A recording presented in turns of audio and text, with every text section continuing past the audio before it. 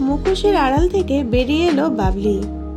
কিছুদিন আগেই জানা গিয়েছিল স্টার জলসায় আসতে চলেছে নতুন একটি ধারাবাহিক, যেখানে প্রধান চরিত্রে অভিনয় করবেন হানিফ আফনা। ধারাবাহিকের নাম বাবলি সুন্দরী। এই ধারাবাহিকে সিঙ্গেল ফাদারের চরিত্রে অভিনয় করতে দেখা যাবে অভিনেতাকে। পাশাপাশি এও জানা গিয়েছিল ধারাবাহিকে অভিনেতার মেয়ের চরিত্রে অভিনয় করবেন অভিনেত্রী শ্রীনিকা ঘোষাল। এই নতুন সিরিয়াল শুরু হওয়ার খবরের মাঝে এবার প্রকাশ্যে এলো ধারাবাহিকের নতুন প্রোমো। নতুন প্রোমোয় দেখতে পাওয়া যাচ্ছে গ্রামের একটি মেলায় মুখোশ পরে ঢুকেছে একটি মেয়ে। সকলেই মেয়েটাকে দেখে সুন্দরী বলে চিৎকার করছে, কিন্তু মুখোশের আড়ালে কে রয়েছে সেটা কেউ দেখতে পাচ্ছে না।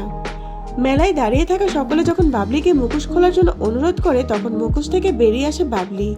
কিন্তু সুন্দর মুখের পেছনে অসুন্দর বাবলিকে দেখে থমকে যায় সকলে। সেই দৃশ্য পরক্ষণেই পাল্টে যায় যখন বাবলি তার ভঙ্গিতে সকলকে হাসাতে শুরু করে।